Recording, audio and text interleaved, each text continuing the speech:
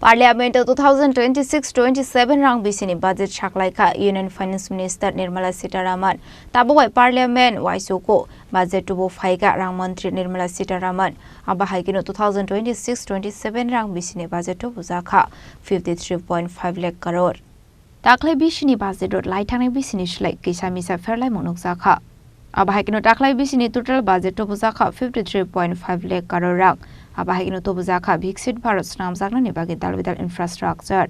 Hukbar khlainai rokni shimi chengoi shikli rokni bagi Tubujakha daklai bisiwa budget. Aboni logino laithanai bisini shlai. Daklai bisini budget Tubujakha dalbidal shlaimung. Asal rung sirnai rokni bagi Tubujakha shokangmung ni budget.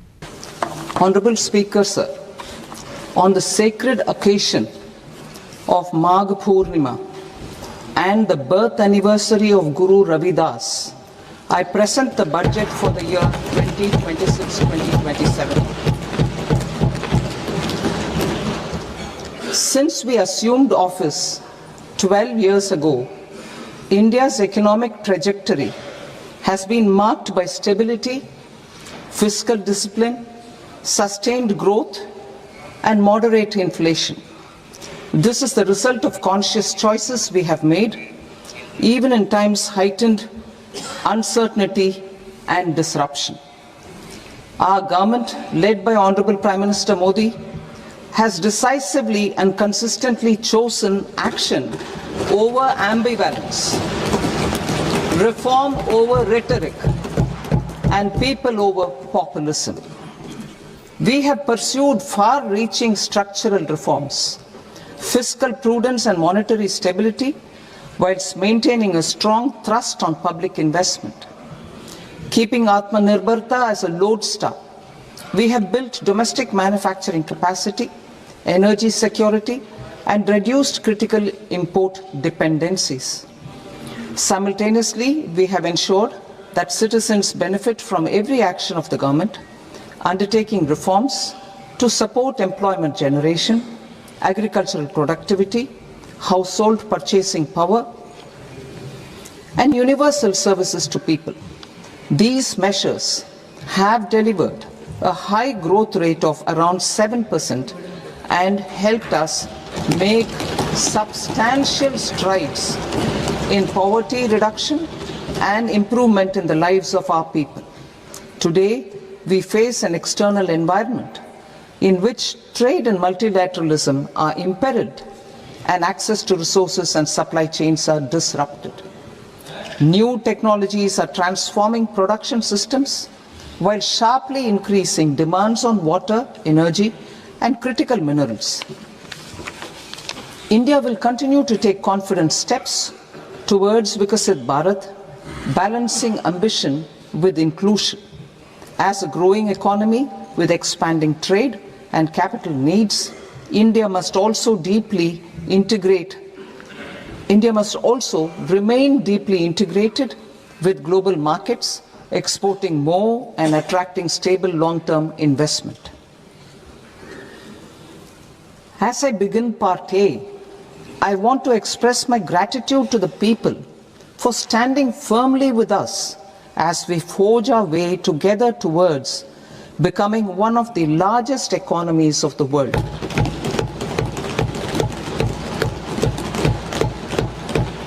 Our aim is to transform aspiration into achievement and potential into performance as we ensure that the dividends of growth reach every farmer, the scheduled caste, the scheduled tribes, the nomads, the youth, the poor, and the women. In Viksit Bharat Young Leaders Dialogue 2026, several innovative ideas were shared with our Prime Minister, which have inspired many of the proposals, making this a unique Yuva Shakti-driven budget. Our government's sankalp is to focus on our poor, underprivileged, and the disadvantaged. To deliver on this sankalp, and given that this is the first budget prepared in Kartavya Bhavan, we are inspired by three Kartavya. Our first kartavya is to accelerate and sustain economic growth by enhancing productivity and competitiveness and building resilience to volatile global dynamics.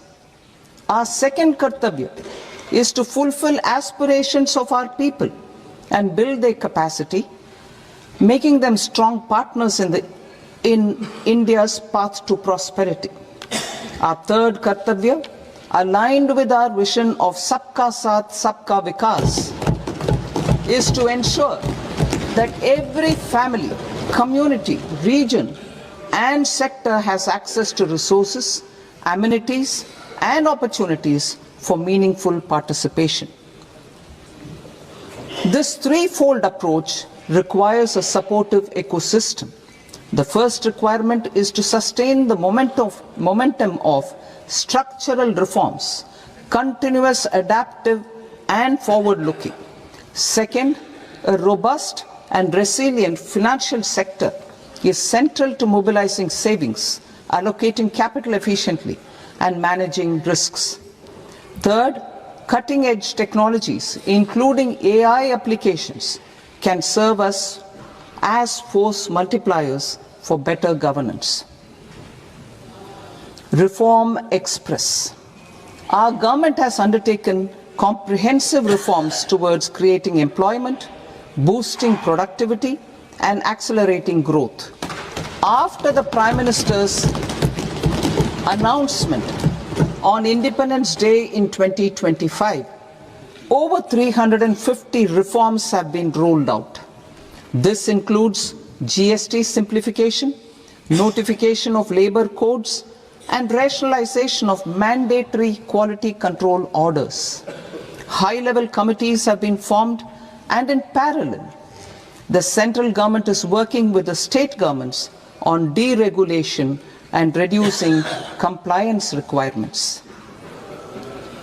The Reform Express is well on its way and will maintain its momentum to help us fulfill our kartavya. I now move to specific proposals. Under our first kartavya, to accelerate and sustain economic growth, I propose interventions in 6 areas. 1. Scaling up manufacturing in 7 strategic and frontier sectors. 2.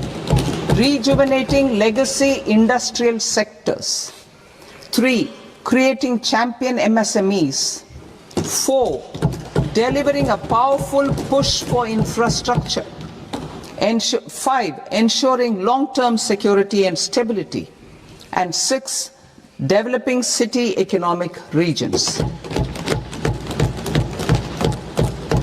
Scaling up of manufacturing in 7 strategic and frontier sectors.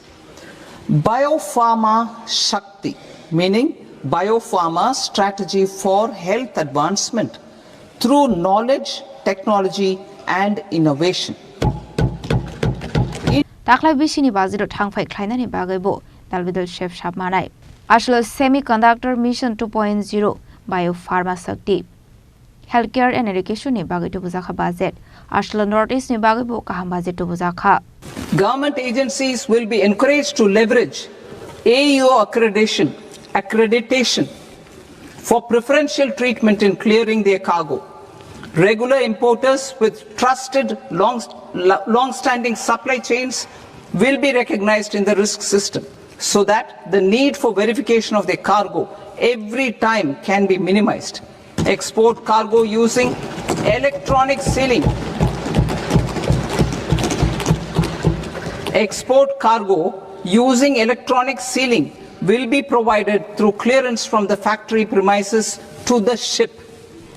For import of goods not needing any compliance, filing of bill of entry by a trusted importer and arrival of goods will automatically notify customs for completing their clearance formalities. This will enable goods to be released immediately on arrival. The customs warehouse framework will be transformed into a warehouse operator-centric system with a self-declarations, electronic tracking and risk-based audit. These reforms will move away from the current system of officer-dependent approvals and reduce transaction delays and compliance costs. Ease of doing business. Approvals required for cargo clearance from various government agencies will be seamlessly processed through a single and interconnected digital window by the end of the financial year.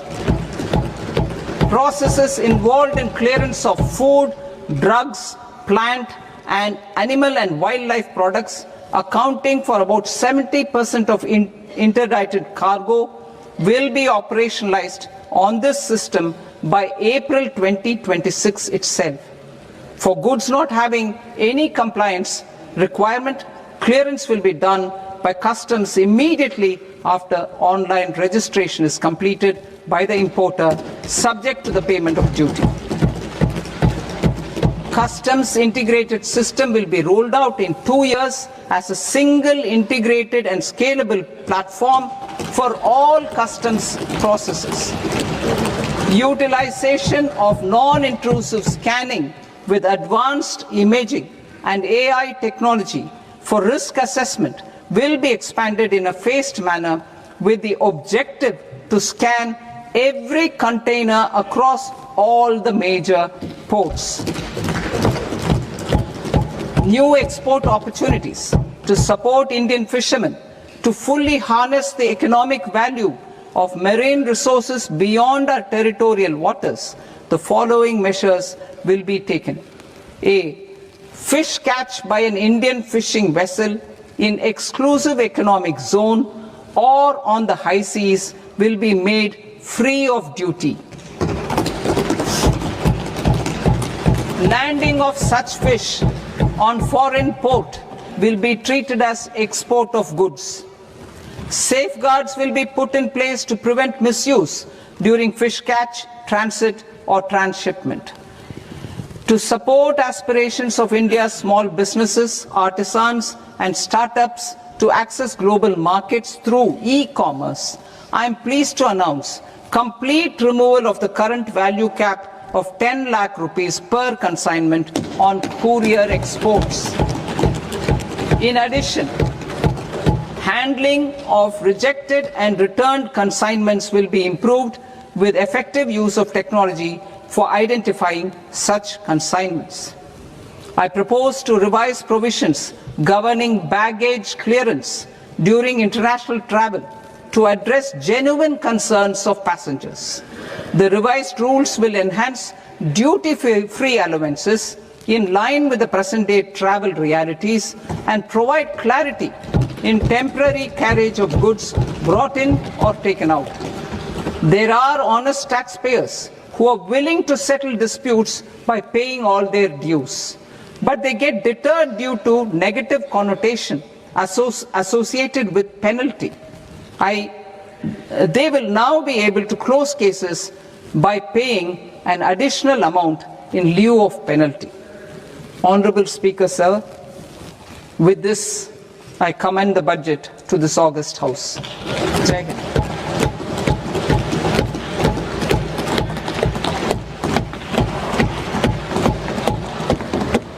One and a half hours.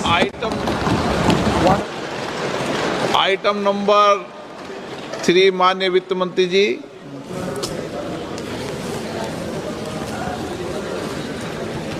Item number 2, sir. 3.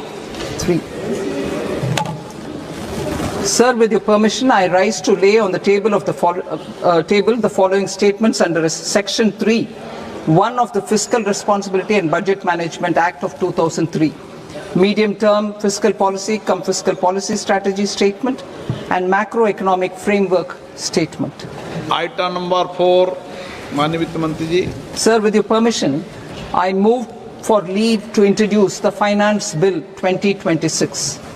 प्रश्न ये कि विधेयक को पुनर्स्थापित करने की अनुमति प्रदान की जाए. जो सदस्य इस पक्ष में हाँ गए, जो सदस्य विरोध में ना गए, मेरे विचार में निर्णय हाँ वालों के पक्ष में हाँ वालों के पक्ष में अनुमति प्रदान की जाती है.